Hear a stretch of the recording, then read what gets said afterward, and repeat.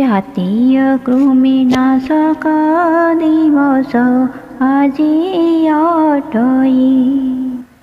19 বয়সর পিলা 20-24 প্রজনন ক্ষমতা মহিলা কৃমিনাশক ঔষধ আজি খাইবে পরা। এହାର উপকারিতা অনেক অটই।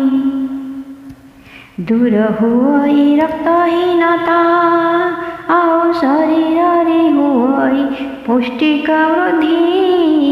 ଶିକ୍ଷା ଦକ୍ଷତା ବୃଦ୍ଧି ସହିତ ବିଦ୍ୟାଳୟ ଉପସ୍ଥାପନା ହୁଅଇ ବୃଦ୍ଧି। ବିନା ଚପଲରେ କେବେ ଘରୁ ନ ବାହାରିବା। ଶୌଚାଳୟ ବ୍ୟବହାର ନିଶ୍ଚୟ କରିବା।